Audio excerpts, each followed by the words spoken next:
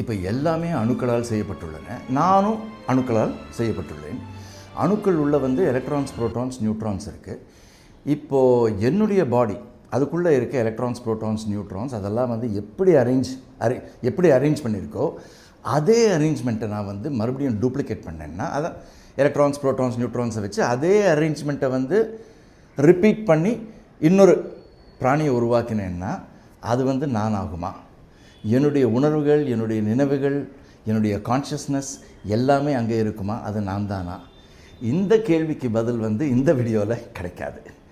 ஆனால் இந்த கேள்வியை பற்றி சிந்திக்கிறது நம்ம வந்து ஆரம்பிக்கலாம். வணக்கம், நான் மொனாலி. வணக்கம், நான் பாலாஜி. இன்றைக்கி வந்து ஆட்டம்ஸ் அண்ட் மாலிக்யூல்ஸ். ஸோ அணுக்கள். ஓகே. ஸோ எல்லாமே அணுக்களால் செய்யப்பட்டுள்ளது. இப்போ வந்து இந்த பிரபஞ்ச யூனிவர்ஸ் பார்த்தீங்கன்னா எல்லாமே வந்து இந்த உலகத்தில் வந்து எல்லாமே அணுக்களால். இந்த அணுக்களுக்குள்ள ஒரு நியூக்ளியஸ் இருக்குது. அந்த நியூக்ளியஸில் 2 விதமான பார்ட்டிகிள்ஸ் இருக்குது, நியூட்ரான்ஸ் அண்ட் புரோட்டான்ஸ். அதுக்கு சுற்றி எலக்ட்ரான்ஸ். அதாவது ஒரு ஆட்டம் வந்து ஒரு கிரிக்கெட் ஸ்டேடியம்னு வச்சுக்கோங்களேன். ஃபுல் ஆட்டம் வந்து ஒரு கிரிக்கெட் ஸ்டேடியம்னா அதில் வந்து ஒரு கடுகு அளவு தான் நியூக்ளியஸ். அவ்வளோ சின்னது நியூக்ளியஸ். அந்த புரோட்டான்ஸும் நியூட்ரான்ஸும் சேர்ந்து ஒரு கடுகு அளவு தான் வரும். அண்ட் எலக்ட்ரான்ஸ் வந்து அந்த கிரிக்கெட் ஸ்டேடியமில் எங்கேயோ இருக்குது, எங்கேயோ சுற்றிட்டு இருக்கு. ஓகே. சுற்றிட்டுருக்கா, என்ன பண்ணிகிட்ருக்குன்னு இதை பற்றி குவாண்டம் மெக்கானிக்ஸ் வந்து வேறு ஏதோ வந்து கதை சொல்கிறது. அதை பற்றி இன்னொரு நாள் பேசுவோம். இப்போ பார்த்தீங்கன்னா புரோட்டான்ஸ் அண்ட் எலக்ட்ரான்ஸோட கவுண்ட் வந்து சேமாக இருக்கும். பிகாஸ் புரோட்டான்ஸ்க்கு வந்து பாசிட்டிவ் சார்ஜ் இருக்குது, எலக்ட்ரான்ஸ்க்கு வந்து நெகட்டிவ் சார்ஜ் இருக்குது. அதே அமௌண்ட் அளவு, எக்ஸாக்ட்லி சேம் அளவு. ஸோ இப்போ எலக்ட்ரான்ஸை வந்து சப்போஸிங் ஒரு எக்ஸ்ட்ரா எலக்ட்ரான் ஆட்டம்னு போட்டேன்னா என்ன ஆகும்? அப்போது அது வந்து நெகட்டிவ் சார்ஜ் ஜாஸ்தி ஆகிடும். அப்போ ஒரு எக்ஸ்ட்ரா நெகட்டிவ் சார்ஜும் வந்துடும். அதே மாதிரி இப்போது ரிவர்ஸ் நடக்கலாம். அதாவது ஒரு எலக்ட்ரான் வந்து நம்ம எடுத்துட்டோம்னா அது வந்து பாசிட்டிவ் சார்ஜாக மாறிடும். ஏன்னா ஒரு எலக்ட்ரான் கம்மி ஆகிடுச்சு. இப்போ எலக்ட்ரானோட மாஸ் பார்த்தீங்கன்னா ரொம்ப கம்மி. புரோட்டானோ நியூட்ரானோட மாஸ் விட 1/2000 ஆல்மோஸ்ட். கரெக்ட். அப்போ ஆல்மோஸ்ட் நெக்லிஜிபிள்னு சொல்லலாம். நெக்லெக்ட் பண்ணிக்கலாம். அந்த மாஸை பொறுத்தவரையிலையும் அதை நெக்லெக்ட் பண்ணிக்கலாம். ஆனால் புரோட்டானுக்கும் நியூட்ரானுக்கும் இடையே ஆல்மோஸ்ட் சேம். ஸோ ஒரு ஆட்டமோட மாஸ் பார்த்தீங்கன்னா அது நியூக்ளியஸில் தான் இருக்கும். அந்த புரோட்டானும் நியூட்ரானும் சேர்ந்து தான் அதோட மாஸ் நம்பர்னு சொல்லும். அது இப்போது நீங்கள் சொல்கிறது என்னென்னா, இப்போ வந்து நான் இப்போது ஒரு புரோட்டான் பார்த்தீங்கன்னா எலக்ட்ரானுடைய மாஸோட புரோட்டானுடைய மாஸ் கிட்டத்தட்ட 2000 மடங்கு அதிகம். அதனால் வந்து எலக்ட்ரானை நம்ம நெக்லெக்ட் பண்ணிக்கலாம். எப்போ மாஸ் கேல்குலேட் பண்ணுறச்சு, மாஸ் கேல்குலேட் பண்ணுறச்சு நம்ம வந்து புரோட்டான் அண்ட் நியூட்ரான் ரெண்டுத்துக்கும் கிட்டத்தட்ட ஒரே மாஸ் தான் இருக்குது. அதனால் வந்து number of protons, number of நியூட்ரான்ஸையும் சேர்த்துக்கலாம். நம்ம மாஸ் கேல்குலேட் பண்ணிடுச்சு. Number of protons and number of neutrons சேர்த்தனோன்னா அந்த ஆட்டமோட மாஸ் நம்பர் நமக்கு வந்துடும். Atomic mass number. Correct. So உதாரணத்துக்கு வந்து நைட்ரஜன் எடுத்துட்டோன்னா அதில் வந்து 7 புரோட்டான் இருக்குது நியூக்ளியஸில், 7 நியூட்ரான் இருக்குது. ஸோ நீங்கள் சொல்கிற பிரகாரம் இந்த மாஸ் நம்பர் வந்து 7 + 7 14. 7 எலக்ட்ரான்ஸும் இருக்குது. அது வந்து நெக்லிஜிபிள் மாஸ்னால அதை நம்ம எடுக்கிறது இல்லை. ஸோ இந்த 14 என்ற நம்பர் வந்து நைட்ரஜனுக்கு வந்து அட்டாமிக் மாஸ் நம்பர். அதுதான் நம்ம வந்து ஏன்னு போடுவோம். இப்போ இன்னொரு நம்பர் இருக்குது, ஜெட்ங்கிறது வந்து அட்டாமிக் நம்பர். அட்டாமிக் நம்பர் வந்து number of protons which is also equal to number of electrons. So number of protons equal to number of electrons equal to Z equal to atomic number.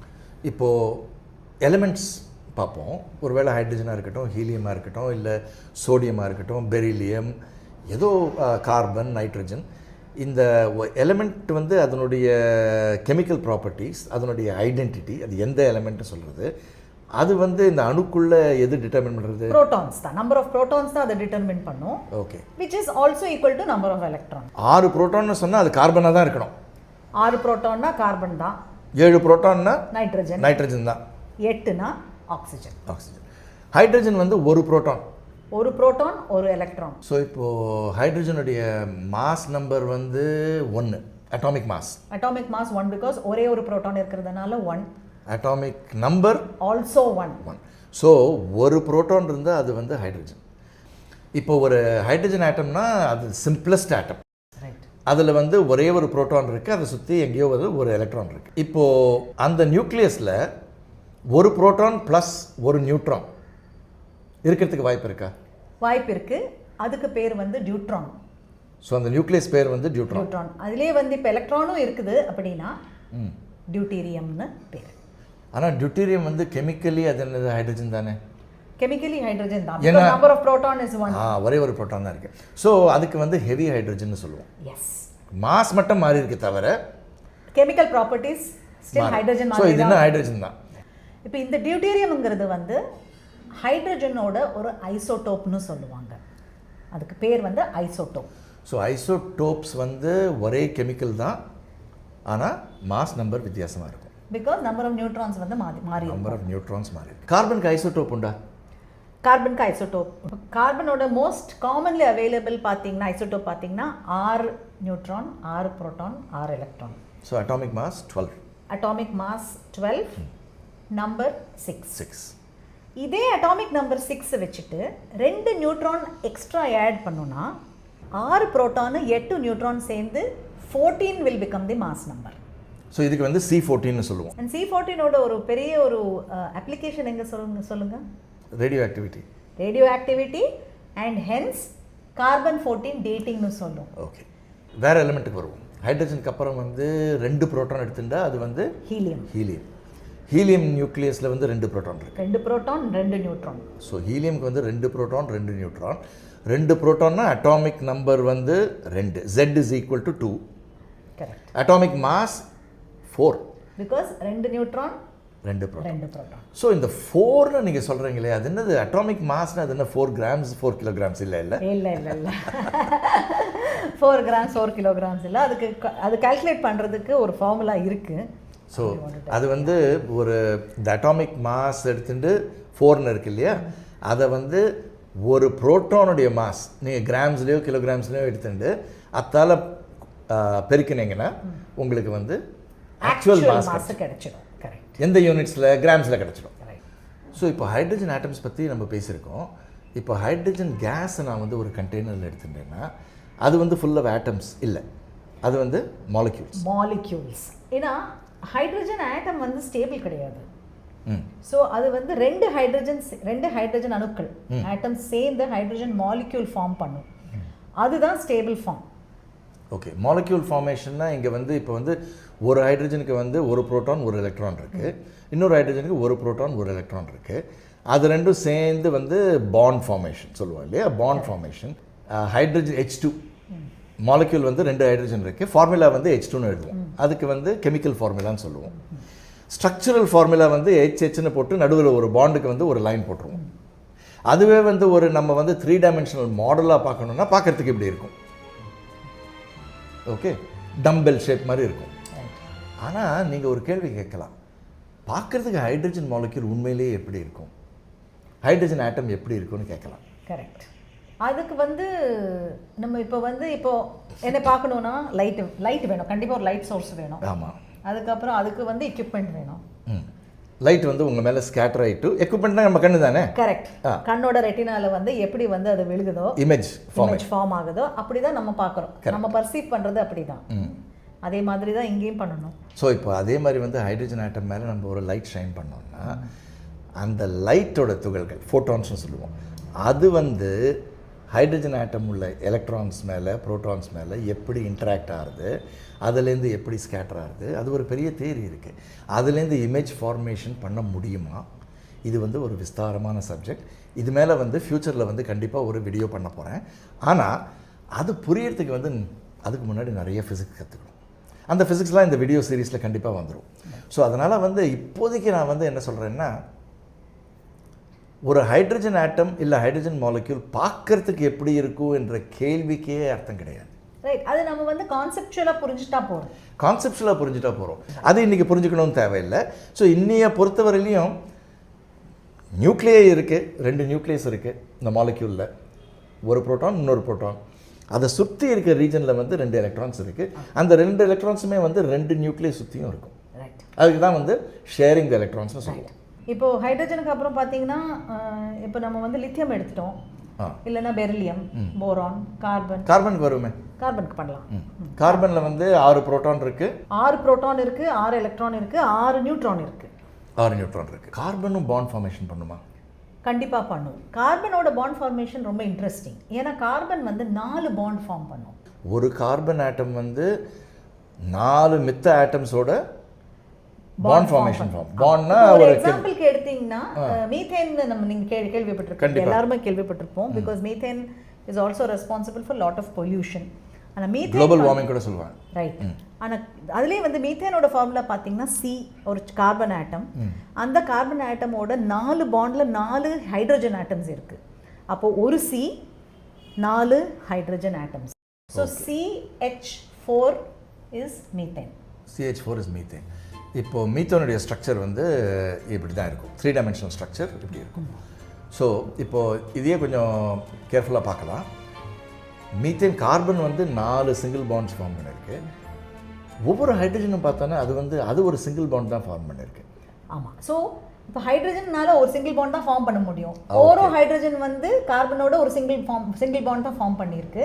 ஆனால் கார்பன்னால 4 bond form பண்ண முடியும். So 4 ஹைட்ரஜனோட form பண்ணியிருக்கு. And hydrogen H2 single bond. இந்த ஹைட்ரஜனுக்கும் ஒரு bond தான், அந்த ஹைட்ரஜனுக்கும் ஒரு bond தான். Okay, very good. கார்பன் பொறுத்த வரைக்கும் இன்னொரு இன்ட்ரெஸ்டிங் விஷயம் என்னன்னா, கார்பன் வந்து செயினை வந்து பாண்ட் ஃபார்ம் பண்ணலாம். அப்படின்னா ஒரு சி அந்த மாதிரி ஒரு லாங் செயின்ஸ் ஃபார்ம் பண்ணலாம். இதுதான் வந்து ஒருவேளை ஆர்கானிக் மாலிக்யூல்ஸில் இருக்குமோ? எஸ்.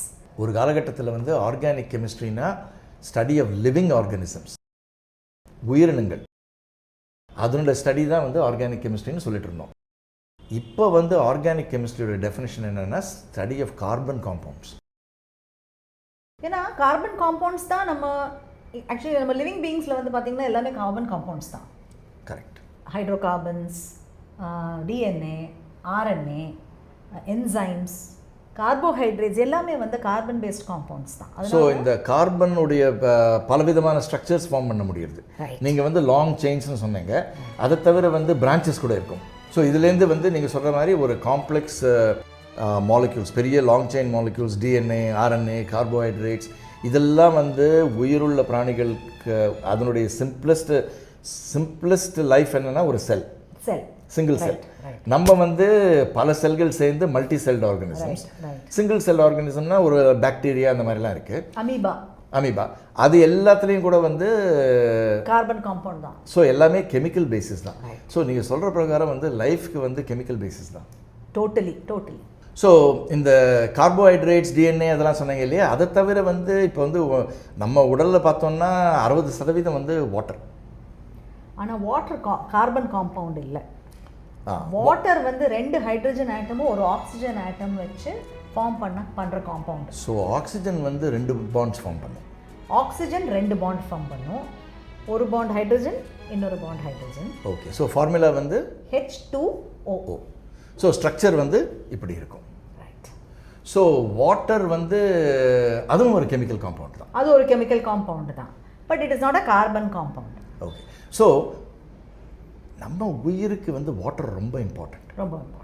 எஸ். அது ஏன்றது வந்து இன்னொரு நாள் பார்க்கலாம். எனக்கு ஒரு கேள்வி இருக்கு. இப்போ வந்து எல்லாமே வந்து அல்டிமேட்லி ஆட்டம்ஸ், ஆனால் இன்னும் கூட உள்ளே போய் பார்த்தோம்னா எலக்ட்ரான்ஸ், ப்ரோட்டான்ஸ், நியூட்ரான்ஸ். இப்போது அங்கே ஒரு ஜன்னல் இருக்குது. அந்த ஜன்னல் வந்து ஒரு கிளாஸ் விண்டோ இருக்குது. அந்த கிளாஸ்க்குள்ள கூட எலக்ட்ரான்ஸ், ப்ரோட்டான்ஸ், நியூட்ரான்ஸ் தான். கரெக்ட். என்னுடைய பாடிக்குள்ளே கூட எலக்ட்ரான்ஸ், ப்ரோட்டான்ஸ், நியூட்ரான்ஸ் தான். ஆனால் இந்த டிஃப்ரென்ஸ் என்னென்னா, கிளாஸுக்கும் எனக்கும் வித்தியாசம் என்னென்னா, உங்களுக்குள்ள ஒரு லைஃப் ஃபோர்ஸ் இருக்குது. லைஃப் ஃபோர்ஸ் வருவோம். அதுக்கு முன்னாடி வந்து என்னுடைய அரேஞ்ச்மெண்ட் ஆஃப் ஆட்டம்ஸ் ரொம்ப வித்தியாசமாக இருக்குது. அதில் வந்து silicon di oxide mostly, silicon and O2. ஆனால் அதுவும் வந்து நியூட்ரான்ஸ், ப்ரோட்டான்ஸ், எலக்ட்ரான்ஸ். இப்போ என்னுடைய பாடிக்குள்ளே வந்து enzymes, carbohydrates, carbon, hydrocarbons, DNA, RNA அதெல்லாம் காம்ப்ளிகேட்டட் அரேஞ்ச்மெண்ட்டாக இருக்கும். என்னுடைய கேள்வி என்னென்னா, இப்போ இந்த கிளாஸ் எடுத்துகிட்டு அதில் இருக்க இந்த துகள்கள் அது எல்லாத்தையும் ரீஅரேஞ்ச் பண்ணி ஒரு ஃபிசிக்ஸ் டீச்சராக மாற்ற முடியுமா? அதே மாதிரி வந்து என்ன வந்து ஃபுல்லாக ரீஅரேஞ்ச் பண்ணிவிட்டு கிளாஸாக மாற்ற முடியுமா? ஆனால் அது உண்மையாகவே முடியுமாங்கிறது வந்து நீங்கள் ஏதோ லைஃப் ஃபோர்ஸ்னு எதோ சொன்னீங்களே. அதுதான். ஏன்னா கிளாஸில் வந்து லைஃப் கிடையாது, ஆனால் உங்களுக்குள்ள லைஃப் இருக்குது. சரி, ஓகே. ஸோ இங்கே வந்து 2 ஃபிலாசபி இருக்குது. இப்போ ஒரு ஃபிலசாபிக்கல் டேர்ம் நான் வந்து இன்ட்ரடியூஸ் பண்ணுறேன். நம்ம வந்து பொதுவாக வந்து மெட்டீரியலிஸ்ட்னு சொன்னால் என்ன அர்த்தம்? நிறைய பொருட்கள் ஆசைப்படுறாங்க. ஆசைப்படுறவங்க. அவங்க வந்து எனக்கு வந்து நிறைய கார் வேணும், எனக்கு வந்து பெரிய பங்களா வேணும், எனக்கு வந்து டிவி அதெல்லாம் வேணும், அதெல்லாம் ஆசைப்படுறவங்களுக்கு வந்து மெட்டீரியலிஸ்ட்னு சொல்லுவோம். ஆனால் ஃபிசிக்ஸ்லேயும் ஃபிலாசபிலையும் மெட்டீரியலிஸ்ட்ன்றதுக்கு வந்து வேறு அர்த்தம் உண்டு. ஒரு ஸ்ட்ரிக்ட் மெட்டீரியலிஸ்ட்னா அவர் என்ன நம்புகிறாங்கன்னா எல்லாமே மேட்டர் தான். அல்டிமேட்லி ஒரு பிராணி, உயிருள்ள பிராணி, அது கூட எல்லாம் மேட்டர் தான்.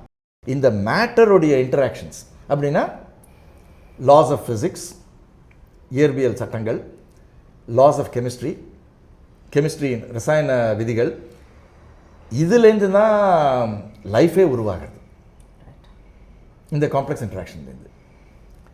அப்படின்னு நம்புறவங்க வந்து ஸ்ட்ரிக்ட் மெட்டீரியலிஸ்ட். அவங்க மேட்டர் தான் நம்புகிறாங்க. அவங்க வந்து லைஃப் ஃபோர்ஸு அதெல்லாம் வந்து நம்புறதில்லை.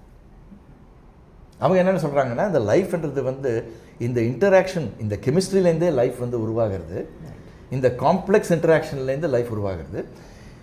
அதை இன்னைக்கு இப்போ இருக்க இந்த காலகட்டத்தில் வந்து நம்மளால் எக்ஸ்பிளைன் பண்ண முடியாட்டாலும் கண்டிப்பாக வந்து ஃப்யூச்சரில் வந்து கெமிஸ்ட்ரி அண்ட் ஃபிசிக்ஸ் பேசிஸ் வச்சுட்டு எல்லாமே நம்ம புரிஞ்சுக்கலாம். லைஃப்னால் நான் சொல்கிறது என்னென்னா, உங்கள் நினைவுகள், மெமரிஸ், உங்கள் உணர்வுகள், ஃபீலிங்ஸ், உங்கள் கனவுகள் எல்லாமே, உங்கள் மைண்டில் இருக்க தாட்ஸ் எல்லாமே கண்டிப்பாக வந்து ஃபிசிக்ஸ் அண்ட் கெமிஸ்ட்ரியிலேருந்து எக்ஸ்பிளைன் பண்ண முடியும். நான் நம்புறவங்களை வந்து ஸ்ட்ரிக்ட் மெட்டீரியலிஸ்ட்னு சொல்லுவாங்க. அந்த சைடில் வந்து சிலர் இருக்காங்க. அவங்க என்ன சொல்லுவாங்கன்னா, இல்லை அது போதாது, அதுக்கு மேலே வந்து ஃபிசிக்ஸ் அண்ட் கெமிஸ்ட்ரி வந்து இவ்வளவு தான் சொல்ல முடியும், அதுக்கு மேலே வந்து ஃபிசிக்ஸ் அண்ட் கெமிஸ்ட்ரி தாண்டி ஒரு லைஃப் ஃபோர்ஸோ ஏதோ ஒன்று இருக்குதுன்னு அவங்க வந்து சொல்கிறதுக்கு வாய்ப்புண்டு. இப்போது உங்கள் பிலீஃப் என்ன, அதை பற்றி யோசிக்கிறதுக்கு ஒரு தாட் எக்ஸ்பெரிமெண்ட் நான் சொல்கிறேன். தாட் எக்ஸ்பெரிமெண்ட்னா ஒரு கற்பனை எக்ஸ்பெரிமெண்ட். இந்த எக்ஸ்பெரிமெண்ட் வந்து அந்த புக்கு கொடுங்க ஒரு நிமிஷம். இந்த புக்கில் இருக்குது. இது வந்து ராஜர் பென்ரோஸ்னு ஒரு மிகச்சிறந்த ஃபிசிசிஸ்ட். அவர் வந்து நோபல் பரிசு கூட வாங்கியிருக்காரு. அவர் வந்து இந்த புக்கில் வந்து இந்த தாட் எக்ஸ்பெரிமெண்ட் கொடுத்துருக்காரு. ஸோ ராஜர் பென்ரோஸ் என்ன சொல்கிறாருன்னா, இப்போது 1960-70 வந்து ஒரு ரொம்ப பாப்புலரான டெலிவிஷன் சீரீஸ் ஸ்டார் ட்ரெக்னு இருந்தது. அது நீங்கள் பார்க்காட்டாலும் பரவாயில்ல. அது வந்து சயின்ஸ் ஃபிக்ஷன் டெலிவிஷன் சீரீஸ். அந்த சயின்ஸ் ஃபிக்ஷன் சீரீஸ் எப்படின்னா, ஒரு 300 வருடங்களுக்கு ஃப்யூச்சரில் வந்து ஸ்பேஸ் ஷிப்ஸ் இருக்குது, விண்கலங்கள் இருக்குது. அந்த ஒரு விண்கலத்தை பற்றி அதனுடைய அட்வென்ச்சர்ஸ், அதில் வந்து ஒரு கேப்டன் இருக்கார், ஒரு கம்யூனிகேஷன்ஸ் ஆஃபீஸர் இருக்காங்க, ஒரு பைலட் இருக்காங்க, அந்த மாதிரி நிறைய பேர் இருக்காங்க.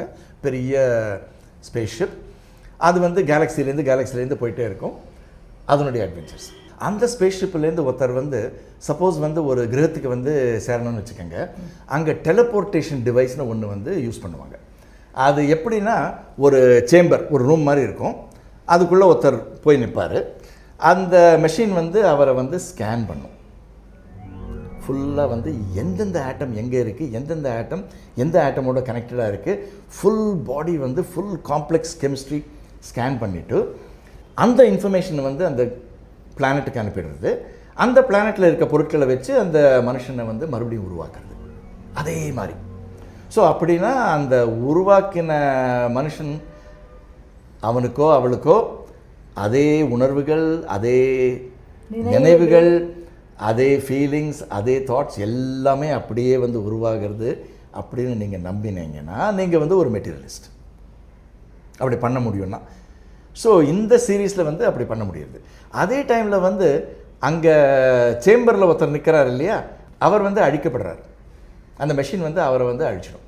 ஸோ அவரை பொறுத்தவரையிலையும் ஒரு நிமிஷம், ஒரு செகண்ட் அந்த மெஷினில் நிற்கிறாரு, கண்ணை திறந்து பார்த்தா பிளானட்டில் நிற்கிறார். அதே மெமரிஸ் தானே.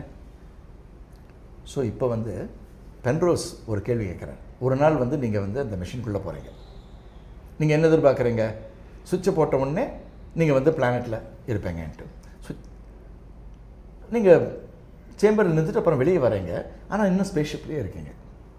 ஸோ சயின்ஸ் ஆஃபீஸர்கிட்ட நீங்கள் வந்து கேட்குறீங்க, என்ன சுவிட்ச் போட மறந்துட்டீங்களான்னு கேட்டப்போ அவங்க சொல்கிறாங்க, இல்லை சுவிட்சை போட்டோம், நீங்கள் வந்து இப்போ வந்து அந்த பிளானட்டில் இருக்கீங்க, இங்கே உங்களை அடிக்கிற மெஷின் தான் மேல் ஃபங்க்ஷன் ஆகிருக்கு. ஓகே, இப்போ உங்களை நாங்கள் வந்து அழிக்க போகிறோம், தயவுசெய்து இந்த ரூம்குள்ளே வரீங்களா நீங்கள் வருவீங்களா? நீங்கள் வருவீங்களா? அது நீங்கள் யோசிச்சு சொல்லுங்கள். நீங்கள் வருவீங்களா? ஓகே, ஸோ இதோட இந்த வீடியோவை க்ளோஸ் பண்ணலாம். அடுத்த வீடியோவில் சந்திப்போம். Like and subscribe. ஓகே, வணக்கம்.